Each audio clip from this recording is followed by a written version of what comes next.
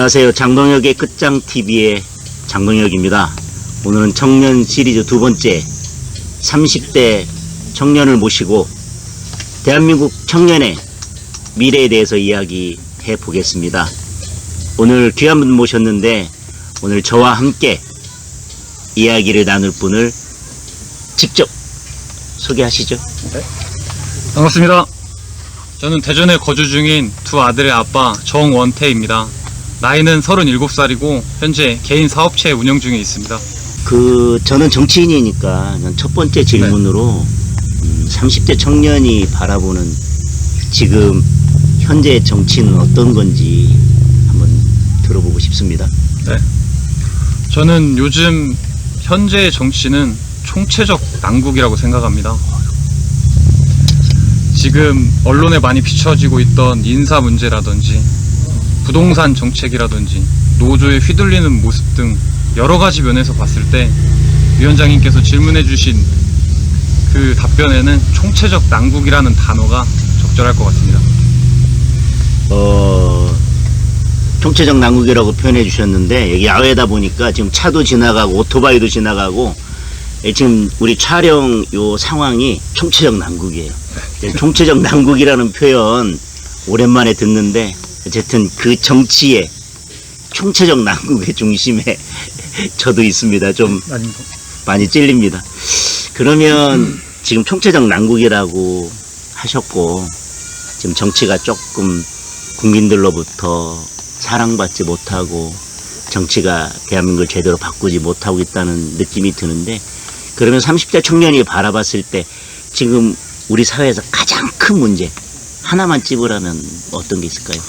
제가 가장 느끼는 바로는 부동산 정책이 가장 큰 문제가 아닌가 생각이 듭니다. 본인 집 있으세요? 네, 저는 다행스럽게도 최근에 연끌을 해서 네, 구매를 했습니다. 아이고. 그러면 지금 이제 부동산 정책이라고 했는데 대전도 서울이나 다른 지역만큼 지금 부동산 문제가 심각하다고 느끼세요? 30대 청년으로서? 네, 저는 일단 제 주변 후배라든지 친구들의 어떤 생활들을 보면은 이 정부가 들어서 처음에는 규제 지역을 마치 오를 지역을 찍어주는 듯이 규제 지역을 남발을 했고 그렇게 남발돼서 많은 가격 상승이 있은 뒤에는 또 대출을 규제해서 살 집을 마련하는 방법을 좀 힘들게 하였고, 또 이렇게 대출이 규제되어서 자가를 구매하기에 힘든 분들한테 결국에는 이 임대차 3법이라는 법을 시행함으로써 마지막 그 전세 매물이라든지 이런 부분도 많이 없어지고 또 그 가격마저도 폭등해서 현 상황에서 가장 심각한 문제는 지금 부동산 정책이 아닌가 생각이 듭니다. 집을 사는 기회와 희망마저도 꺾더니 지금 집을 전세 내거나 임차해서 사는 그것마저도 마지막으로 꺾어놨다. 네, 맞습니다. 그런 말씀이신 것 같네요. 그러면 희망은 있어요? 그래도 이제 지금은 과도기를 겪고 이 정책들이 쭉 정착이 되면 그래도 몇 년쯤 지나면 집값도 안정이 되고 뭐 전세난도 해결이 될 거라고 하는, 그래도 지금 이게 일시적인 거고 시간이 지나다 보면 그래도 좀 좋아지지 않겠냐라고 하는 희망은 있어요? 뭐 솔직하게 말씀드리면은 일부 친구들 같은 경우에는 좀 극단적으로 희망보다는 그 희망이 약간 변질돼서 뭐 투기에 가깝게, 투기에 가깝게, 뭐 주식 시장에 본인들이 가용할 수 있는 어떤 자금을 가지고 들어간다든지 최근 들어서는 이제 뭐 코인 시장에 또 본인들이 가지고 갈 수 있는 빚까지 내가면서 들어간다든지 그런 식으로 좀 극단적으로 치우치는 친구들도 몇 명 보이고 있고, 나머지 친구들은 이 시기가 조금 빨리 흘렀으면 하는 느낌을 많이 받고 있습니다. 전체적으로 희망이 없는 거네요. 네. 그러면 코인 하세요? 저도 잠깐 했었다가 이 너무 말도 안 되는 구조고 하루에도 뭐 10배가 뛰는 종목이 있는데 내가 거기에 탑승하지 못하면은 이게 나만 뒤처진 것 같고 나만 바보인 것 같고 약간 이런 느낌이 들어서 이거는 도저히 어떤 투자의 수단으로는 판단하기 힘들다. 대한민국 국민 모두가 다 주식을 하는 것처럼 느껴질 때도 있었어요. 거의 뭐 주식에 다 이렇게 뛰어들었을 때. 네. 주식도 잠깐 해본 적 있으세요? 네, 주식도 저는 좀 안전자산이라고 판단했던 뭐 삼성전자라든지 잠깐 했었는데 너무 이 코인의 광풍이 주변에 많이 덮치고 제 친구들도 하나둘씩 그쪽에서 어떤 수익 실현을 했다 이런 얘기를 또 들었을 때는 나도 한번 들어가 보자 했는데 최근에 저는 이제 아예 정리하고 도저히 이거는 아닌 것 같다 싶었는데 예. 많은 친구들 같은 경우에는 조금 손실도 많이 있고 그런 현실입니다. 그러네요. 그러면 지금 이제 현실 정치를 바라볼 때 여당의 문제는 뭐라고 생각하세요?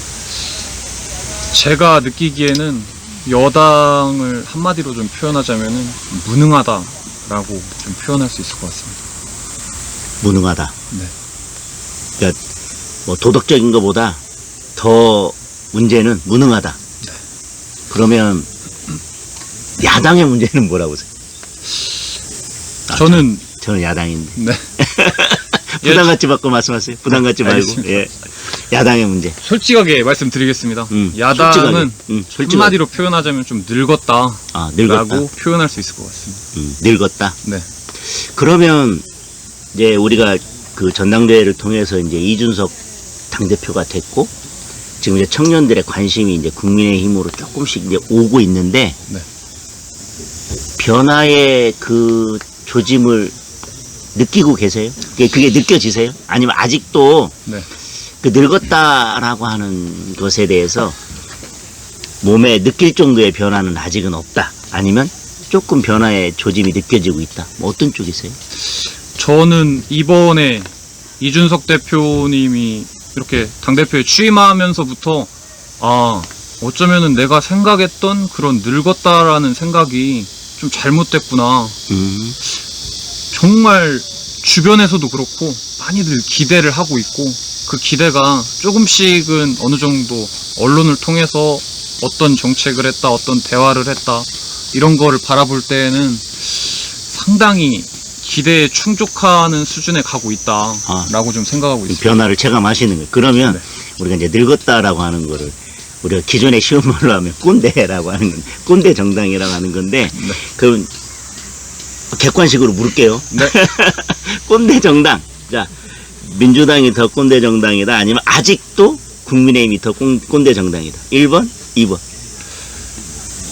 저는 최근 들어서는 1번이 좀 더 네. 최근 들어서는 네. 민주당이 더 꼰대 정당이다. 네. 잠시만요. 차 하나 끊고 올게요. 민주당이 조금 더 꼰대 정당이다 그랬는데 네. 제가 옆에 있다고 얘기하는 건 아니죠? 네네. 아닙니다. 제가 더 힘을 내야 될 이유가 되는 것 같습니다. 그 다음 질문으로 넘어가겠습니다. 네. 결혼하셨고, 네. 결혼했습니다.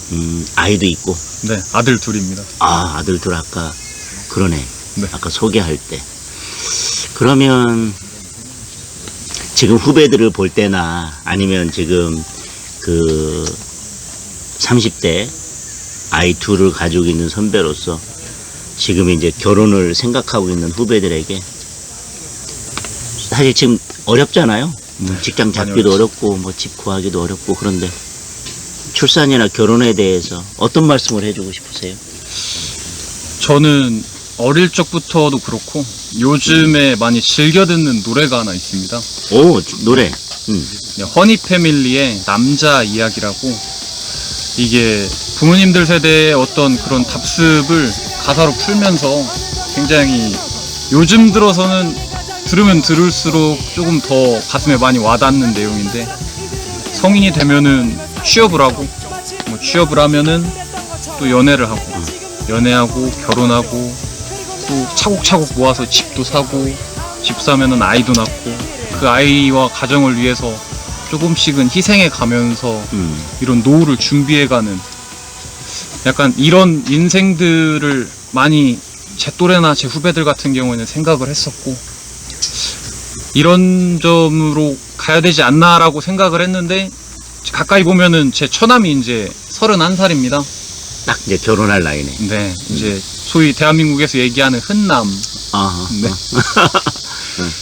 근데 연애 자체도 너무 어려워하고, 뭐 마치 결혼은 다른 사람 얘기인 것 같은 좀 생활과 그런 행동들을 하고, 뭐 출산 같은 경우에는 더 약간 아예 생각 자체도 없는, 좀 이런 게 30대의 현실이 아닌가라는 생각이 들어서 한편으로는 좀 많이 가슴 아프기도 하고, 많은 젊은 친구들이 조금 더 적극적으로 생각을 하는 게 좋지 않을까라고 생각을 합니다.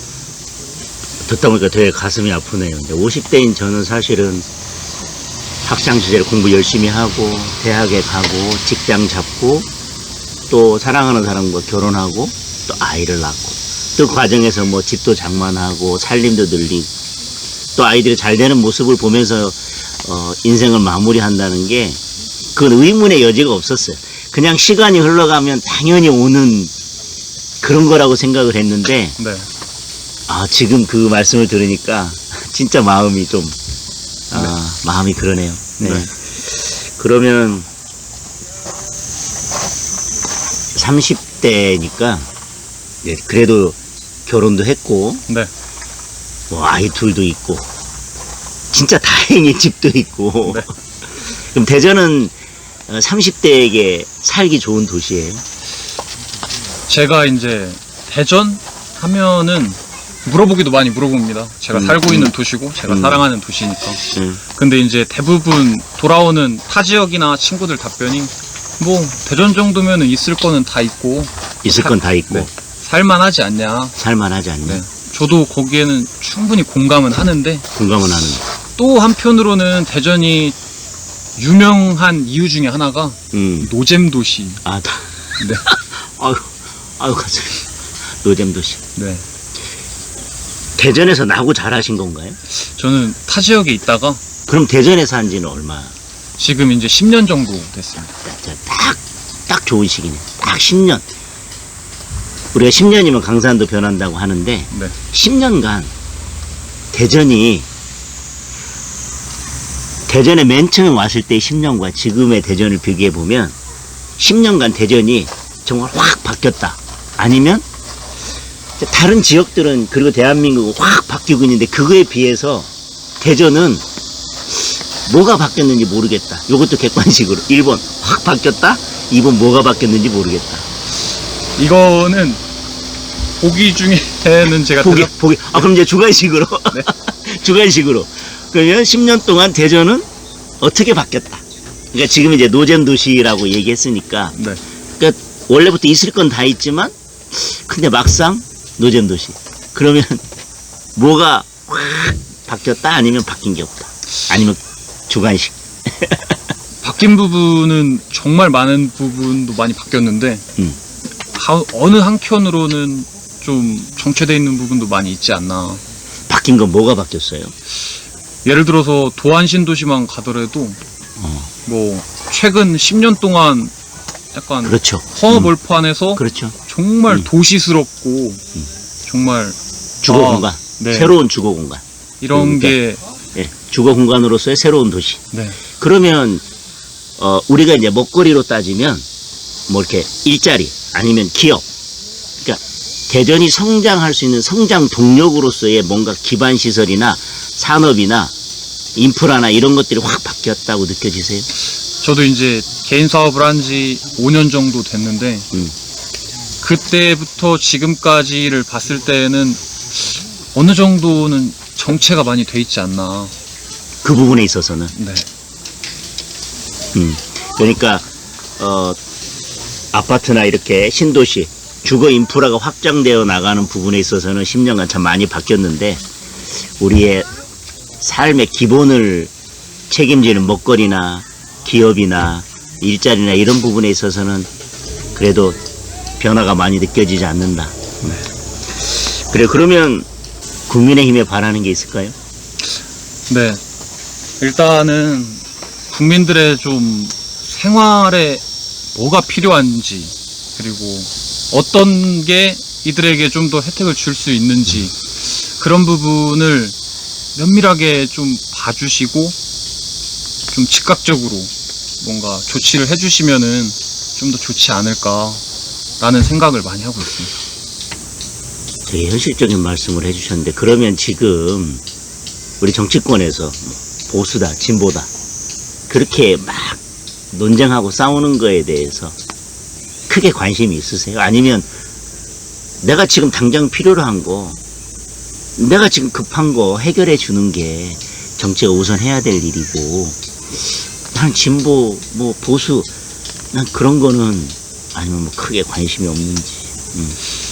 어느 정도 관심이 있기는 하는데 관심 있긴 하다. 너무 뭐 제가 이 자리에서 언급하기엔 너무 큰 범위이고, 그래서 간단하게만 언급드리겠는데, 뭔가 서민 생활에서 필요로 하는 거, 예를 들어서 제 나이 또래 같은 경우에는 부동산 정책이라든지, 예, 그 다음에 특히 아이가 있기 때문에 교육 정책이라든지, 교육정책이라든지. 이런 부분 굉장히 큰 관심을 가지고 어떤 언급이 있거나 언론에서 그러면은 항상 귀 기울여서 그 부분에 대해서 확인을 하는데, 지금 뭐 정치권에서는 뭐 한참 논쟁이 있었던 뭐 공수처에 대해서 이렇게 찬반 논란을 일으킨다든지, 뭐 약간 서민 생활하고는 약간 다르고 뭐 국가적인 차원에서 진행해야 되는 그런 부분에 너무 포커스가 많이 맞춰져 있지 않나.